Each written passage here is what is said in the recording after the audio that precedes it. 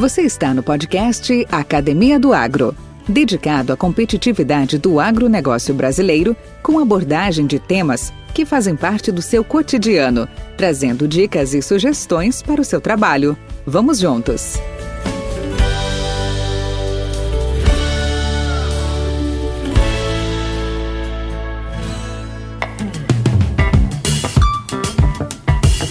Entre as várias pragas e doenças existentes no campo, as formas nocivas às plantas mais conhecidas incluem-se: A.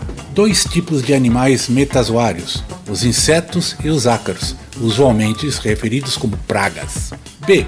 Diferentes tipos de micro-organismos tidos como agentes causais de doenças, ou simplesmente patógenos, no geral, fungos, bactérias ou vírus. E, finalmente, C. Apreciável número de espécies de animais metazoários pertencentes ao filo Nematoda ou Nemata, que nós denominamos nematóides, os quais atuam como importantes parasitas de tecidos vegetais, principalmente das raízes. O potencial destrutivo desses vários tipos de organismos é impressionante, e as perdas causadas de tão elevadas são muitas vezes difíceis até de se estimar. Um único exemplo parece suficiente para a gente ilustrar tal fato. Os insetos que atacam os grãos já colhidos e armazenados, principalmente espécies de besouros e mariposas que conhecemos como carunchos e traças, causam uma perda anual mundial de cerca de 10%. Você pode imaginar tal quadro desolador? Do total de grãos de milho, soja, arroz, trigo, etc., produzido no campo a cada ano, à custa de muito esforço, recursos financeiros e destinado a saciar a fome de milhões de pessoas, uma 10ª parte é perdida após a colheita. Já nos armazéns de estocagem, unicamente pela ação devastadora dessas pragas. No caso dos nematóides, a situação não é menos grave. Embora faltem dados precisos sobre os danos causados e as perdas resultantes para determinadas culturas em diversas áreas geográficas. Não obstante, a estimativa de perda anual global devido a fitonematóides dava conta de que tal valor já excedia a 80 bilhões de dólares. Isso mesmo, 80 bilhões de dólares, o que, segundo alguns especialistas, ainda representa montante abaixo do verdadeiro. Os nematóides parasitas de plantas, por sua vez, perfazem aproximadamente 15% das espécies descritas, um total mais ou menos de 4.100, dentro do filo Nematoda. Como as formas de vida livre, os fitonematóides são ainda relativamente poucos conhecidos do homem, apesar dos enormes prejuízos que podem causar à agricultura. Isto levou vários especialistas em nematologia a denominá-los os inimigos invisíveis das plantas. Segundo Ferraz e Brown, a definição mais adequada ao controle de fitonematóides é a adoção de medidas que provoquem redução em seus níveis populacionais, mantendo-se durante o tempo necessário em patamares nas quais não causem maiores danos à cultura, uma vez que é impossível a erradicação completa de nematóides parasitas de planta. O manejo de fitonematóides em áreas infestadas baseia-se na resistência dos cultivares, rotação de culturas, medidas fitossanitárias, controle químico, controle biológico e uso de plantas antagonistas. Vamos conversar com o professor Hércules Diniz Campos, especialista em fitonematóides, com mais de 30 anos de experiência e atualmente docente da Universidade de Rio Verde, Goiás. Vamos lá? Podcast Academia do Agro. Olá, professor Hércules. Como vai? Tudo bem? Olá, bom dia. Tudo bem, graças a Deus. Uma satisfação enorme aqui poder estar fazendo um bate-papo aqui com você. Para mim é uma honra muito grande. Muito obrigado aí pelo convite. Satisfação toda nossa também. Obrigado pela disponibilidade do seu tempo. Bem-vindo à Academia do Agro. Esse podcast hoje tem a nobre missão, tem a prazerosa missão de trazer aos nossos ouvintes aí histórias de superação, histórias de desafios, conhecimento, negócio, tecnologia, ou seja, é uma coisa bastante satisfatória e tem sido muito bem recebida por aqueles que nos ouvem, tá? Então, Hércules, seja bem-vindo, fique à vontade, está em casa. Imagine que eu estou aí na varanda da sua casa, tomando aí um cafezinho, né? A essa hora, com esse calor, talvez até estaríamos tomando uma cervejinha, mas eu gostaria de começar contigo por onde tudo começou, né? Fala para mim, conta a sua história, onde tudo começou. Oh, que bacana, Valdir. Para mim, né, poder falar um pouquinho aí é importante, né? Mas se a gente talvez começar na história aí do início, é longo, né? Um tempo longo. Eu sempre tive o pé no meio rural, né? Nasci no meio rural, criei, estudei aí até o 2º grau, mas sempre ligado ao meio rural. Eu entrei na universidade. Na época era ESAL, na Universidade Escola Superior de Agricultura de Lavras, né, em 1986, e me formei em 1990, né, como engenheiro agrônomo. Hoje é conhecida como UFLA, né, Universidade Federal de Lavras. Logo que eu finalizei aí a minha graduação, a gente ainda trabalhou com uma parte aí de projetos.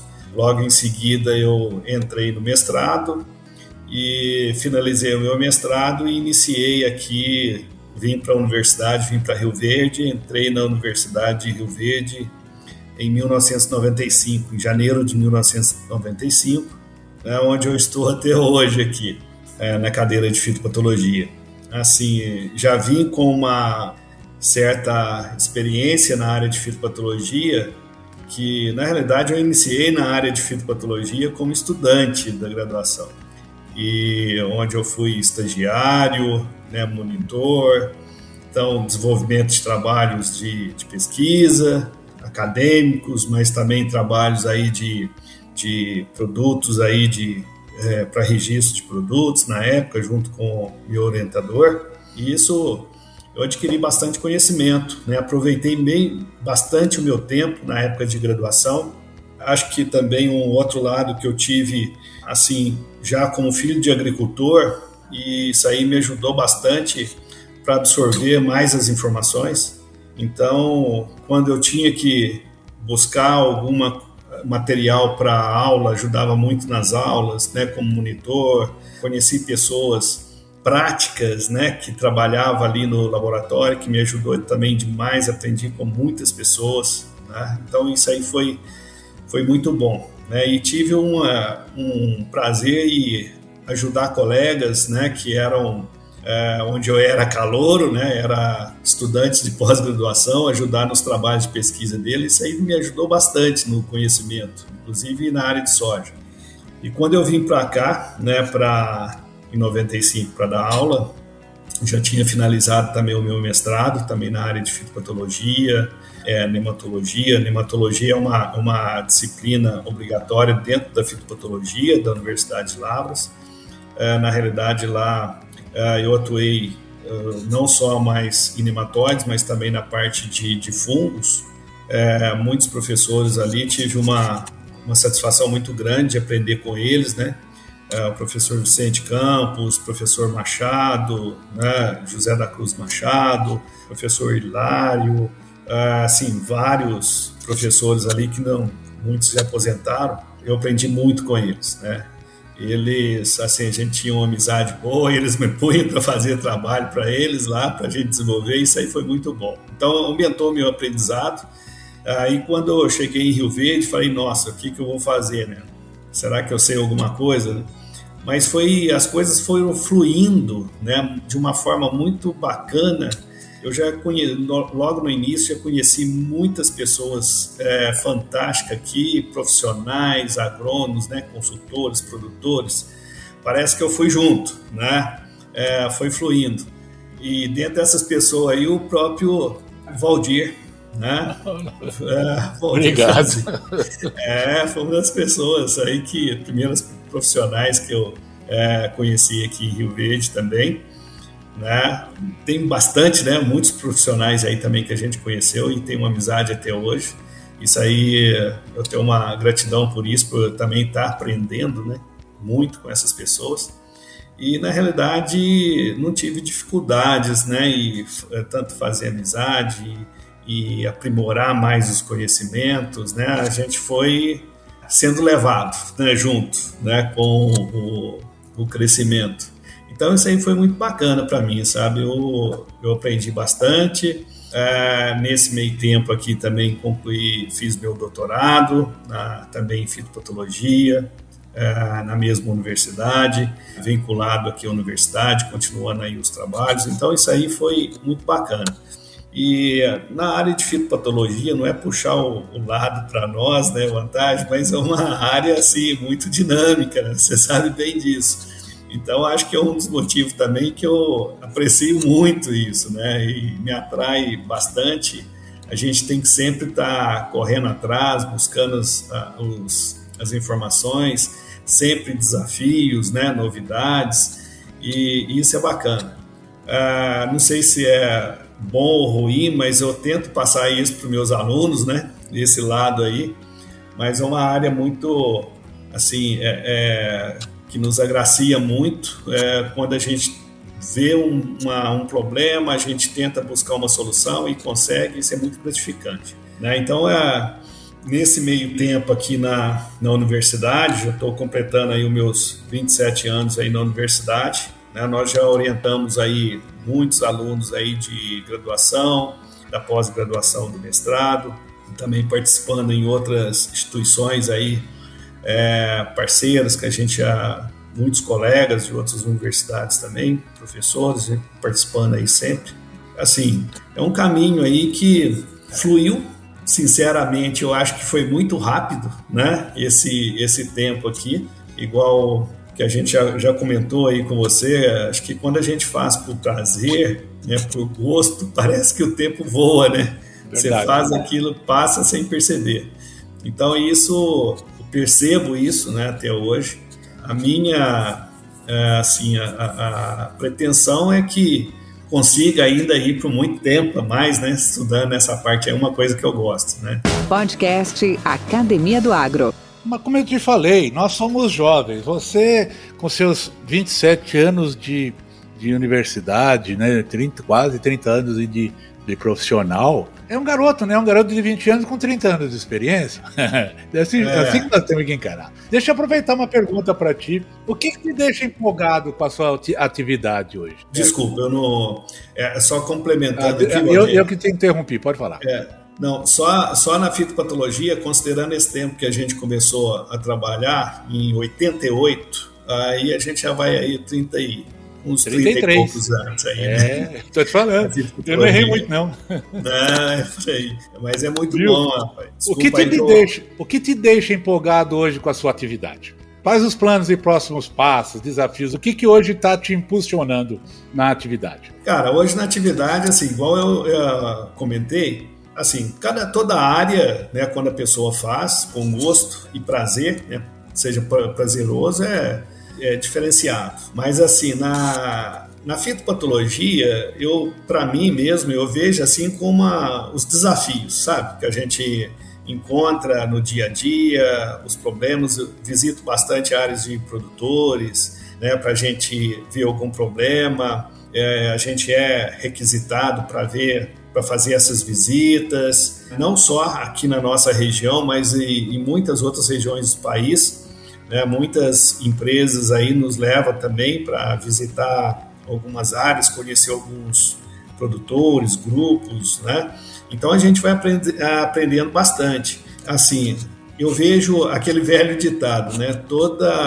Todo problema você vê uma oportunidade, né? Então, a gente vê ali aqueles problemas que ocorrem e buscar uma oportunidade para a solução daquilo, né? Ou porquê daquilo, né? Então, é gostoso quando você vai buscando as informações, né? E você chega ali o que você queria saber. Isso já é muito prazeroso para mim, sabe? Você vencer um desafio. É claro que quando você vence aquilo ali, parece que abre mais portas, né, para você estudar, para você buscar, ou até mais dúvidas, né?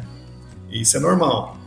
Então, fitopatologia, como eu falei, é muito desafios, é muito dinâmica, né? Porque a gente está trabalhando com dois seres vivos, o patógeno e a planta, né? Então, são dois lados bióticos, né? Aí depois entra o abiótico, a questão de clima, tudo isso daí. Mas quando você entra no meio aí dessa interação planta-patógeno, né? Você tenta ali entender o que está acontecendo, e isso é bom quando você vai abrindo ali, ou seja, desmanchando aquele nó, né? E você vai buscando essas informações aí que te levam a uma solução. Isso é muito bacana. Então é muito prazeroso. E hoje a gente trabalha, Valdir, às vezes a gente fala, você está falando isso porque, né, você está conversando com o Valdir. Não, é uma coisa do Hércules mesmo. Eu tenho um grande prazer em trabalhar ali com os alunos, né, trabalhar ali com os colegas, os profissionais, né, e da área, os produtores, de onde eu vim, né, da área rural. Então, para mim, eu tenho uma facilidade muito grande de comunicação desse lado. E para mim é muito bom. Eu gosto, eu sinto prazer mesmo, né, de você estar passando uma informação que possa ajudar uma pessoa. E também você acaba aprendendo muito. Então, isso é muito bacana. Você citou aí a questão aí da quanto é prazeroso estar aí com seus alunos, com os profissionais de outras áreas, tendo esse intercâmbio, buscando soluções. Uma pergunta dentro da área da docência, dentro da área do professor. Com esses 30 anos de estrada, você vê alguma diferença, ou você poderia citar alguma diferença entre o aluno da década de 90, da década de 2000, para o aluno de 2020, por exemplo, em função desse avanço espetacular de tecnologia, de conectividade, de informação? Como é que você descreveria isso? Hoje há alunos mais obstinados, mais dedicados, ou não é bem assim? Olha, de forma geral que eu estou falando. De forma geral. Então, eu vejo o seguinte, cara, se a gente, quando eu cheguei aqui, vamos no início, eu tinha alunos, assim, o interesse para trabalhar com a gente nessa área, sempre houve um interesse muito grande pelos alunos, sabe? Às vezes, quando eu vou convidar estagiários, às vezes eu tenho que fazer uma entrevistas, né, com eles, para mim, a gente acaba tendo que fazer, né, uma entrevista para a gente selecionar ali um grupo de estagiário, e a gente percebe assim o interesse deles. Todos os anos a gente vê um grande interesse pelo número de estagiários que aparecem para essa oportunidade. No início também era da mesma forma. Então, assim, para nossa área, quando a gente busca aí o aluno com interesse para o estágio, que a gente vê isso daí, tem uma demanda, vamos supor, a demanda é grande, é bacana isso daí. Mas em relação ao perfil dos alunos, eu creio que assim, não mudou tanto, sabe? Porque na época a gente tinha muitos alunos muito bons, interessados. É difícil fazer todos se têm o mesmo interesse para a área, é muito complicado. E hoje é a mesma coisa, né? Você tem um grupo que tem interesse, outro que não. E aquele grupo que não tem, claro que ele vai ter uma melhor afinidade, às vezes, numa outra área. A nossa área nosso curso de agronomia, a nossa área, assim, vamos dizer assim, ela é bem ampla, né? Dentro do curso de agronomia é muito ampla. Então, tem várias áreas ali dentro, né, que ele pode estar acompanhando. Então, eu vejo assim que, acho que o perfil do aluno, considerando pelo interesse, eu acho que mantém, sabe? Isso daí, dos anos anteriores e para agora. A questão é a diferença das tecnologias, né? Que é muita tecnologia hoje disponível, né? Às vezes isso aí tem um lado muito positivo e às vezes a gente percebe que isso às vezes assegura um pouquinho na hora da aquisição de uma informação, né? Às vezes acontece até com a gente também, né? Então, sempre um pouco de talvez aí de policiamento aí no utilizar os equipamentos, né? Isso aí é sempre importante. Mas o perfil do aluno eu vejo assim, Valdir, que hoje nós temos excelentes alunos bons. Nós temos muitos alunos bons. Eu estou com um grupo de estagiário agora, tem estagiário na universidade, no laboratório da universidade, tem estagiário na estação de pesquisa, né? Onde a gente tem um número maior. Estou com 7 estagiários lá. Então, são estagiários que, assim, eu considero diferenciados, sabe? pelas características dele, o interesse que eles estão, né, que eles têm de buscar informação, querer aprender. Então isso eu achei muito bacana, sabe, essa característica dele. Então eu acho assim, os alunos de hoje, se eles querem, eles têm oportunidade, e nós temos excelentes alunos que podem se tornar excelentes profissionais. Podcast Academia do Agro. Hércules, fitopatologia, nematologia e as suas grandes variações de doenças, de patógenos. Hoje, quais são as grandes ameaças para as principais culturas? Vamos chamar soja e milho, que é a grande evidência do sudoeste, né? Do centro-oeste. Hoje, quais são os grandes desafios e as grandes preocupações que estão na cabeça dos produtores e que a todo momento estão acionando a pesquisa, estão acionando vocês? Hoje, quais são os grandes inimigos a serem vencidos? Bacana, boa pergunta e ampla, né? Até porque tem muita coisa, né? Muito inimigo aí, né? Tem bastante. Então, Valdir, vamos começar aí pela soja, por exemplo. Essa, igual nós falamos lá no início, quando a gente, na fitopatologia, a gente trabalha aí com dois seres vivos, né? O patógeno e a planta. É um tentando se defender e o outro tentando sobreviver, né? Se atacar, né? No caso do patógeno. Sempre um vence. E muitas vezes esse que vence é o lado do patógeno, né? Porque ele tem que se alimentar para sobreviver. Então, assim, nós temos problemas aí, doenças na soja que já existem aí há muitos anos.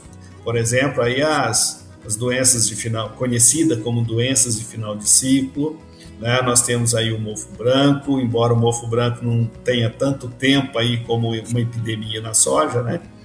Nós tivemos aí o cancro da haste, né? Foi quando eu cheguei aqui, vamos dizer, no ninho do cancro da haste, né? Na época, tinha uma cultivar cristalina, se não me engano, na época, né? Que foi o marco aí dizimado dessa doença. Então, assim, tem várias doenças, alguma coisa nova para o futuro, não tenha dúvida que vai aparecer, né? Algumas doenças, alguns patógenos. Isso a gente sabe aí que tem alguns patógenos que ele ainda não existe no Brasil e tem risco dele chegar, né? E tem também muitas doenças que já estavam aí há mais tempo, foi problema no passado, depois ela se resolveu aquele problema, né? Se determinou algumas medidas de controle eficaz. Isso aí foi passando o tempo, essa doença voltou novamente aí numa patamar mais significativo, né, de causar danos, né? E isso ocorre, vai ser constantemente. Um exemplo que a gente tem mais agora, recente, é o que? A ferrugem, né? A ferrugem, quando ela entrou para nós, a primeira safra aqui no sudoeste, Goiás, de 2003, 2004, foi um arraso para nós. Ela pegou, foi uma epidemia extremamente forte para nós aqui. E continuou aí pelo menos mais umas 5 safras, depois entrou produtos mais adequados, aí começou outra estratégia de manejo, amenizou. Hoje ela chega ainda, né, todos os anos, às vezes de uma forma mais tardia. Nós temos muita interferência aí de condições climáticas, né, também, inóculo inicial. A gente percebe aí que o vazio sanitário foi excelente para dar uma segurada nessa doença, e bons produtos hoje que tem no mercado também para manejo bem utilizado, né? Proporciona aí um bom controle, não tenha dúvida disso, mas é aquela situação, a gente não podemos de forma alguma abaixar a guarda, ou seja, é uma doença que ela está aí, se ela chegar, ela causa, né, prejuízos significativos. Então, a gente sempre está resguardando, né? Os produtores sabem muito bem disso, os consultores, os técnicos aí.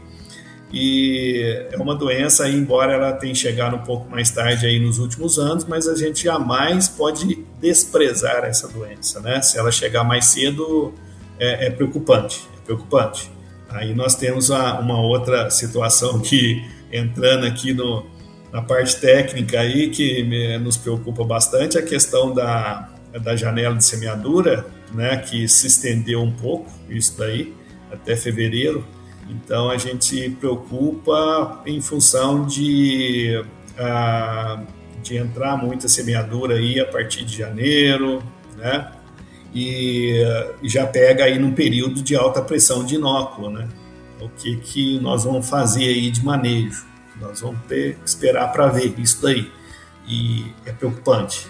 Pelos pesquisa que a gente tem, não é nada bom, né? Pelos resultados de pesquisa. Nada saudável. Mas, assim, outras doenças também que hoje o produtor tem uma preocupação muito grande, principalmente nesses primeiro plantio é muito visível isso daí, são as famosas doenças de final de ciclo, né? Então, Valdir, isso aí quando eu vim para cá, eu tive a oportunidade de ajudar e aprender também os nossos colegas da Engopa, que tinha a parte de melhoramento, o colega Zé Nunes, né, que era um pesquisador aí da Engopa, a professora Laura Bonifácio, né, então ajudava nas avaliações de alguns materiais. Eu aprendi bastante, né, nesse aspecto também. Então, naquela época lançavam materiais com uma boa resistência a essas doenças de final de ciclo, né, principalmente Cercospora kikuchi. E hoje a gente vê que tem muitos materiais com maior suscetibilidade a essa doença, né? Então não se preocupa a parte de melhoramento com essa questão da resistência. Por quê? Porque hoje se busca mais produtividade, né? E por um lado está correto isso, né? Mas a genética, aí é muito difícil ali equilibrar isso, né? Produtividade e rusticidade. Muitas vezes tem um descompasso nisso daí. Então isso aí é uma doença assim, que a gente está vendo tanto em trabalhos de pesquisa como com os agricultores. É uma doença aí que nos preocupa, né? Claro que ela não tira não dá uma redução de produtividade igual uma ferrugem asiática, mas é uma redução muito significativa em função do potencial que tem os materiais hoje. É um material aí de 80, 90 sacos por hectare. Se você tira aí em torno de 18%, 20% de produtividade, é muito, né? Hoje na cultura da soja, só com uma doença dessa. Então é preocupante, até por questão de eficiência também dos produtos.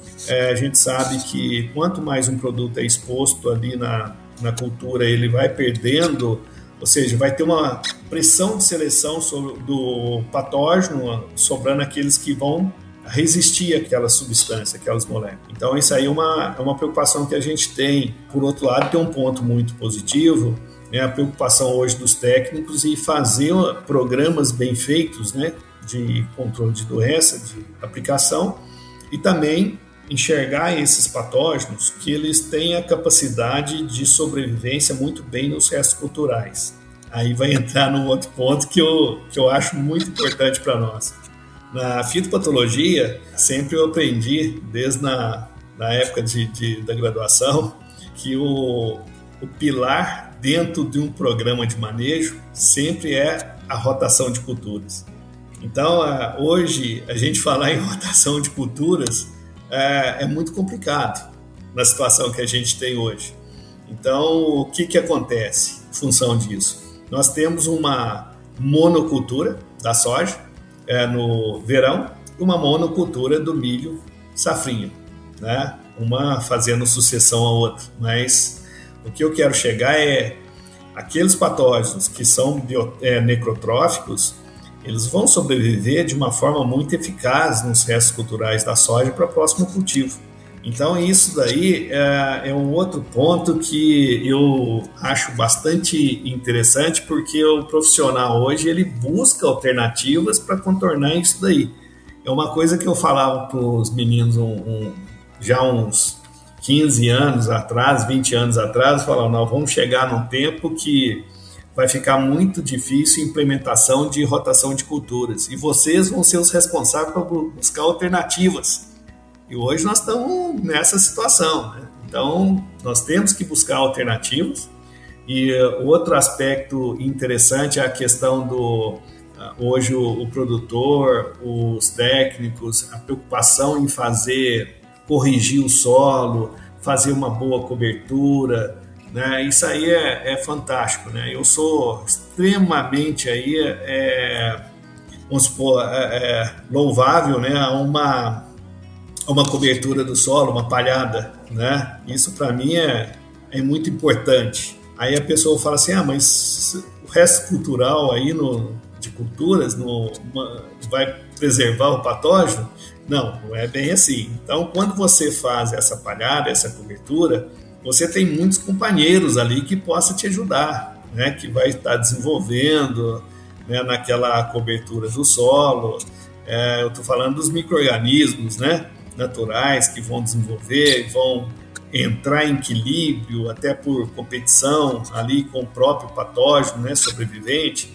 Então isso aí já é uma forma que colabora, é muito superior, muito melhor do que eu deixar somente os restos culturais da cultura como cobertura, né? Então isso aí já não é interessante. E hoje se fala muito a questão do controle biológico, a utilização de micro-organismos, né, antagonista, é uma outra ferramenta extraordinária dentro de um programa de manejo, não tenha dúvida disso. E isso que a gente está falando de cobertura de solo, isso aí é fantástico para a gente estar utilizando essa estratégia. Porque para eles fazer o papel dele, ele precisa também de uma condição para ele se estabilizar, né, e fazer o papel dele. Então isso aí é muito importante, né? Hoje eu não gosto de revolver solo, só numa necessidade mesmo, né, que você tem que fazer. Mas é uma estratégia hoje que acho que ficou bastante no passado, né? Podcast Academia do Agro. Olá, estamos aqui com um recado especial para você. A Academia do Agro Podcast, em parceria com a Seedcorp HO, vai trazer uma série de dicas e informações sobre sementes. Isso mesmo. Nós acreditamos na semente como vetor de tecnologia e importante elo entre o resultado da pesquisa e a realidade no campo. Semente é vida. A semente é o primeiro passo para uma lavoura bem-sucedida. Então, por que a parceria com a Seedcorp HO? Simples. A Seedcorp HO é uma plataforma integrada de sementes de soja com programa de melhoramento genético próprio, alta capacidade de produção e tem diversas formas de acesso ao mercado. A Seedcorp HO, como sementes, vem crescendo e evoluindo junto e com os seus clientes. Ela está presente em 60 milhões de hectares de soja no Brasil e contam com 50 representantes comerciais e mais de 100 distribuidores agrícolas, todos eles oferecendo suporte técnico, comercial e as melhores opções de sementes aos agricultores. Quer mais? Eles têm um portfólio comercial altamente competitivo com aproximadamente 30 variedades de soja e 4 híbridos de milho, oferecendo as melhores opções aos agricultores em todo o território nacional. São mais de 30 variedades de genética própria adaptadas para todo tipo de solo, clima e manejo. Tá curioso para conhecer um pouco mais da Seedcorp, hein? Ok, fácil. Procure e saiba mais em seedcorpho.com/Brasil ou fale com seu representante comercial em sua região. Seedcorp HO. É paixão, é trabalho, é mais que genética. Ô Hércules, e dentro dessa sua análise, e eu concordo, hoje as palavras manejo integrado, controle biológico, cultivares mais adequados, a questão de melhoramento, novos produtos agroquímicos chegando, biotecnologia ajudando, né? Ou seja, cada vez mais tem desafios, tem dificuldade, tem grandes ameaças, mas fazendo uma coisa sustentável, uma coisa que vem para ajudar. E eu sei que você é um dos experts, um dos grandes conhecedores, por exemplo, dos nematóides. Conta um pouquinho para nós dessa questão hoje, da ameaça dos pratilencos da vida, dos nematóides da vida. Quais são hoje as grandes preocupações que se tem ou ameaças que têm imperado no nosso campo? Sim, então é interessante a sua pergunta, é onde eu queria chegar. Quando a gente falou a questão do manejo do solo, já vem encaixar justamente aí a questão já do que está abaixo do nível do solo, né? Muitos desses patógenos ali, além de fungos, né, que estão ali, fungos de solo, nós temos os nematóides. Da mesma forma, os nematóides que ocorrem na soja ainda, né, nós temos aí hoje, que eu considero de maior importância, não tenha dúvida, que é o Heterodeglycines, que é o nematóide cisto, não é um nematóide nativo, né? É um nematóide de origem asiática. O grande problema dele é a facilidade da disseminação. Ele vai muito fácil.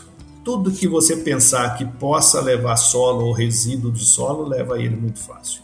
Então, isso é uma grande preocupação. Eu tive a oportunidade de acompanhar toda a evolução da disseminação desse nematóide no estado de Goiás e outras regiões do Brasil, e é muito preocupante. E hoje, assim, nós temos uma das alternativas aí economicamente viável que nós temos é a resistência genética, né? O que é mais demandado aí pelos agricultores são variedades resistentes a esse nematóide, que não é tão fácil ajustar uma cultivar, né, para uma determinada região que tem às vezes uma ampla resistência a esse nematóide. Ampla que eu digo porque ele tem uma variabilidade muito alta também e tem populações bem distintas. Essas populações, o que nós chamamos de raças, né?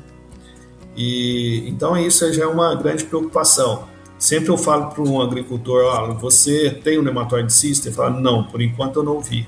Aí eu digo para ele, você pode ficar tranquilo que ele vai chegar para você, né? Uma hora ele chega, e chega mesmo, né? Não tenha dúvida, uma hora ele vai chegar. E o que a gente tem que fazer, né, é justamente isso que nós comentamos, a questão do solo, essa cobertura, isso aí já é um meio de você evitar a disseminação, assim como também você retardar, né, a infestação da tua área, né? Então isso aí já é um ponto bom, já ajuda bastante. O outro nematóide já é nativo aqui para nós, que eu considero de segunda importância, é o Pratylenchus brachyurus, né, ou espécies de Pratylenchus, né, que é o nematóide das lesões radiculares. É um nematóide que hoje ele tem o hábito de ficar dentro da raiz, né, migrar dentro da raiz, endoparasita migrador, mas ele está em todas as áreas onde se cultiva soja, no cerrado, ele está presente. Eu considero 100%, sem sombra de dúvida, todas as áreas. Porque muitas vezes, quando você faz análise de solo, muitas vezes você não recupera ele. Então você acha que ele não está presente. Mas ele é um endoparasita, ele está dentro da raiz. Se você encontra a raiz, mesmo que seja seca, né, de soja ou de outras gramíneas, você tem a probabilidade aí enorme de você encontrar ele. E isso a gente tem feito e não tem dado erro. Praticamente, agora mesmo nessa época agora, né, de seca ainda, você pega a raiz aí de alguma planta morta no campo, que seja até do milho ou do sorgo ali, você vai encontrar ele lá dentro da raiz, que esteja seca, né? Ele tem uma habilidade muito grande de sobrevivência nessas condições de clima que a gente passou e estamos passando, em tecido morto. Não quer dizer que ele está alimentando, mas ele está numa forma de sobrevivência, tipo, nós chamamos de quiescência, sem se alimentar, sem gastar reservas dele, mas ele fica ali sobrevivendo. Os nematóides são biotróficos, né? Só se alimenta de tecido vivo. Então, é um outro nematóide preocupante também pela a amplitude de hospedeiro que ele tem. São muitos, né? Difícil às vezes você falar o que ele não hospeda, né? Ele já estava aí no cerrado bem antes da gente chegar, né? Então ele já está bem mais adaptado nessas condições adversas que a gente tem. E com a monocultura aí da soja e as culturas aí que entram na segunda safra, né? Não safrinha mais, acho que a safrinha já foi, né? Hoje a segunda safra, são todas hospedeiras, né? Então, assim, nós temos alternativas boas aí, como crotalária, né, para fazer o manejo, isso aí é muito bacana, mas a gente não elimina. Nematóides jamais você elimina do solo, então você convive com ele, tá? Mas, enfim, é um grande problema, mas hoje é possível, sim, de você conviver com ele e produzir bem, desde que faça um manejo adequado. Às vezes eu falo assim, tem alguns produtores, eu falo assim, eu já passei por isso, às vezes eu passo, às vezes você tem que ter, vai fazer um regime, né? O médico te passa um regime e tal, você começa bem. Aí depois você acha que está tudo legal, né? Você esquece daquilo. O que nós perdemos aí? A disciplina. Então, para o nematóide é a mesma coisa. Se a gente vai fazer o manejo dele, abaixar a população, de forma que a gente consiga produzir, né, convivendo com ele, nós temos que manter disciplinado também, dar continuidade àquele manejo, jamais parar de fazer, porque senão ele volta à população. Então isso é válido também para outros patógenos, outras doenças, né? Nas diferentes culturas. Assim, é bastante interessante esse nematóide, né?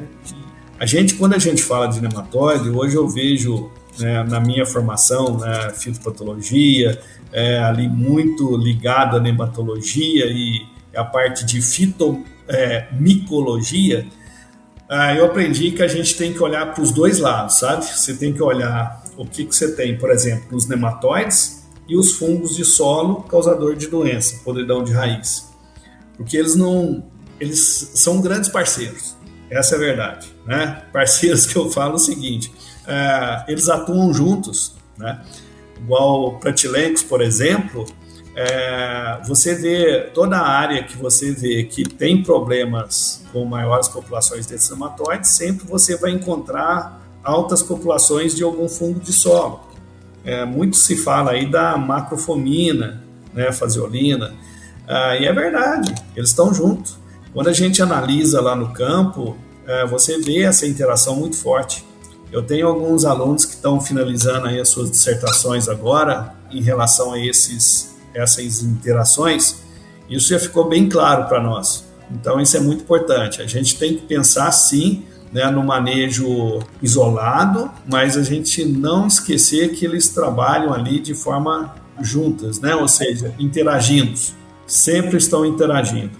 Então hoje a gente pensa nisso daí. Eu vou pensar no manejo de nematóides, mas eu tenho que pensar no que está junto ali com ele, né? Qual o fungo que está predominando, para mim também traçar alguma coisa de manejo para ele, né? Associar isso daí.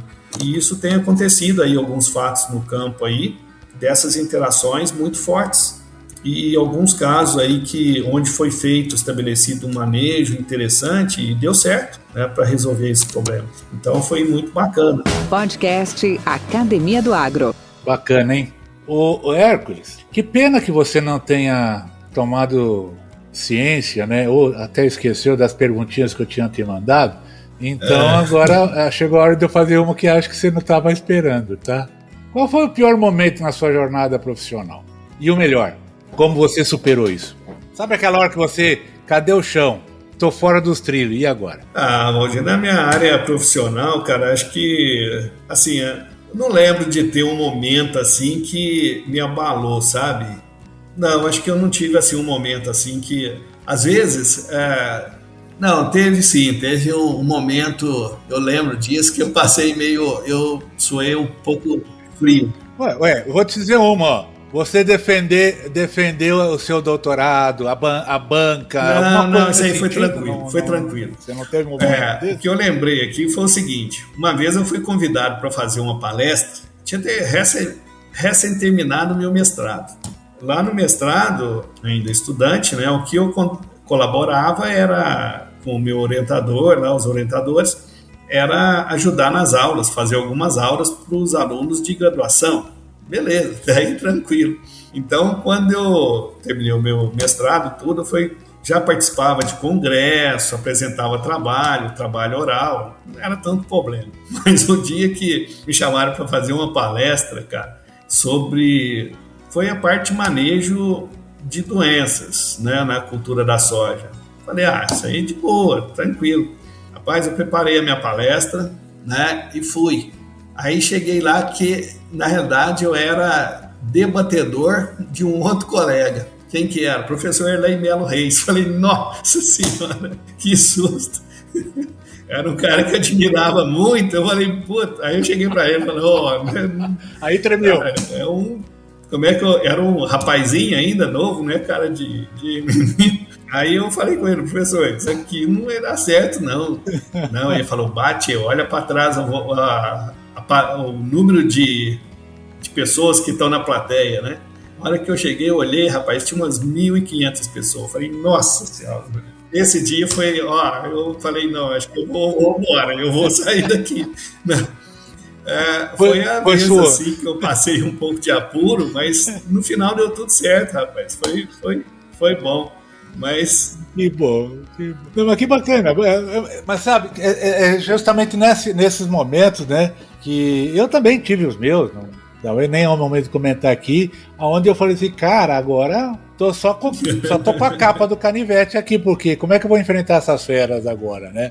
Mas as coisas acontecem, é um baita aprendizado, né? É uma superação que a gente... Mas eu vou te falar uma coisa, só para a gente encerrar isso aí. Eu tive um ponto muito positivo que me ajudou muito desde da escola, principalmente da universidade. Eu não sei se meu nome ajudava nisso ou não, né? Hércules, né? Era um nome na lista de chamada, o que chamava mais atenção do professor. Então, assim, toda aula que tinha alguma pergunta, o professor ia escolher na lista de chamada, quem que ele escolhia? O Hércules. Era bater e valer. Quando ele falava, vamos fazer uma pergunta, eu falava, eu. Né? Não dava outra, né? Caía para mim. Então, isso me obrigava a prestar atenção na aula, né? Ficar ali para mim, que eu sabia que eu ia ser perguntado. E quando a gente ia fazer apresentações, o lado bom da coisa, né, em grupos, a gente sempre sorteava. Quem que saía? Era o Hércules. Né? Então, isso daí foi um outro lado que me ajudou, até junto com os professores, acabei tendo uma afinidade melhor, né? Todo mundo conhecia o Hércules ali, e foi disso, do começo ao fim da universidade, depois no mestrado. Né? Então, eu falo muito para os meninos, quando a gente chama vocês para fazer um seminário, apresentar, você tem certeza que isso aí, pode ter certeza, isso aí vai ser de grande contribuição para vocês. Isso aí nos ajuda bastante, né? Você chegar lá na frente e falar. Então, é um outro lado, Valdir, muito bom. Isso aí me ajudou bastante, sabe? Foi um lado positivo. Então, acho que dentro de todo isso aí, o único momento que eu... que tive um frio na barriga aí, transpirei sem querer, foi dessa época aí, né? Foi um susto que eu levei e falei, nossa, será que eu vou saber alguma coisa? Mas deu tudo certo, foi muito bom e tá aí, tô aí até hoje. Que bom, sobreviveu, tá aí até hoje.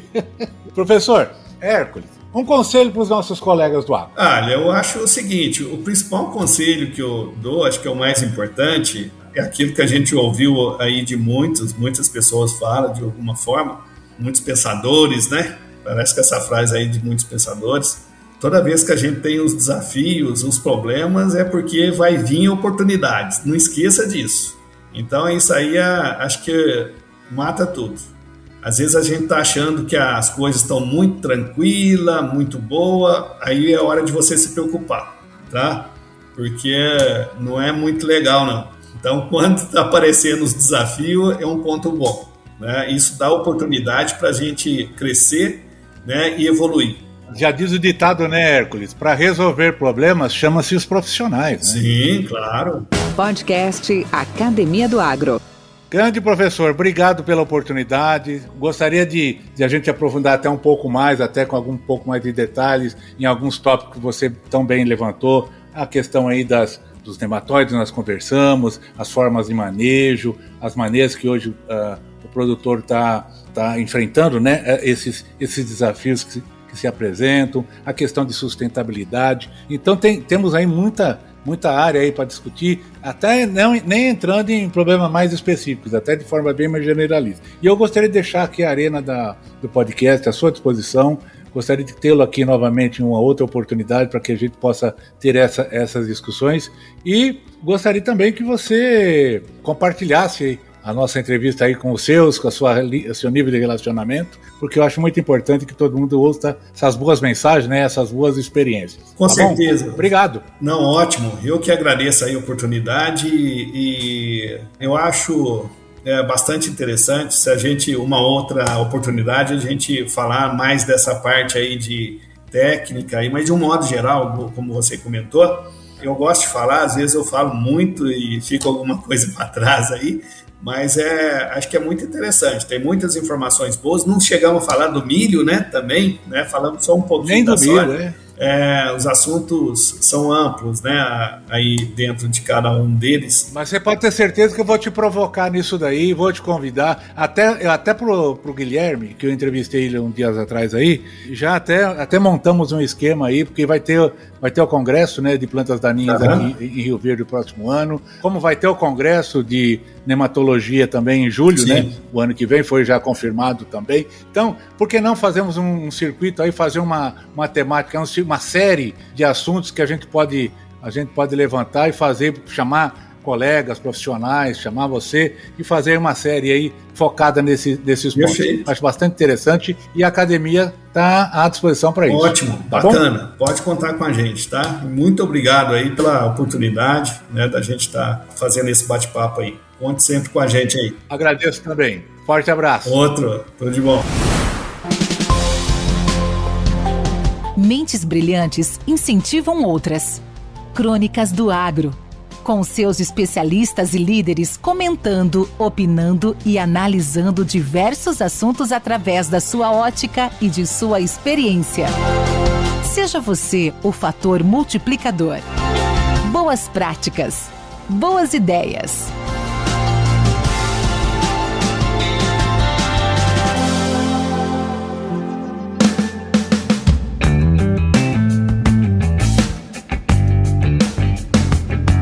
Caríssimos e caríssimas, vários órgãos estaduais foram forjados para regulamentar e promover setores da economia de Goiás. Em sua formação, a regulamentação do setor é importante para dar segurança ao setor, transparência e impulsionar a cadeia produtiva. No agro goiano, a Agrodefesa, a Secretaria da Agricultura são exemplos, mas podemos citar outros órgãos. Os agentes desses órgãos são importantíssimos para dar segurança ao setor.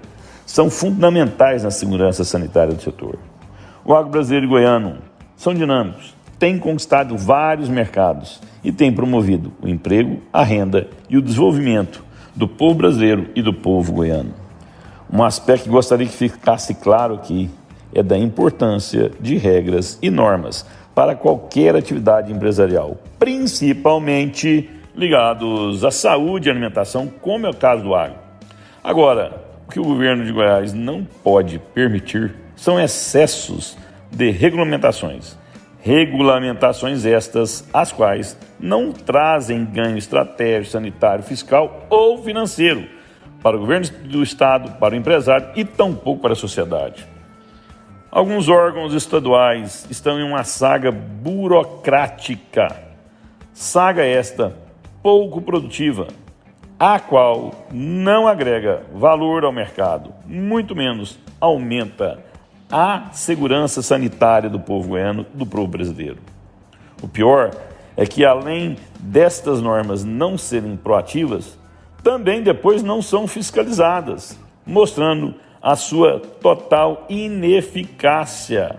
Em verdade, principalmente na gestão pública, qualquer gestor público ele precisa modernizar o Estado, deixá-lo mais ágil, menor, mais proativo. Hoje, os governadores são reféns de gestores de órgãos, os quais são verdadeiras fábricas de burocracia. Em assim sendo, não são os governadores do Estado que gestam o Estado. Em algumas áreas, eles são geridos pela máquina estatal. Máquina essa que impede o trabalho do governador e dificulta o desenvolvimento da sociedade goiana. Os gestores públicos devem dar muita atenção ao principal negócio do Estado de Goiás, ao principal setor do Estado de Goiás, que é o agro. Pensem nisso. Enio Fernandes, Terra Agronegócios. Obrigado. Com temas expressivos e dinâmicos, esse intercâmbio semanal visa oferecer um melhor desenvolvimento em suas habilidades profissionais e nas atividades e práticas do seu cotidiano. Somos da Academia do Agro, o podcast para todos aqueles apaixonados pelo agronegócio. Te aguardamos no próximo episódio. Até lá!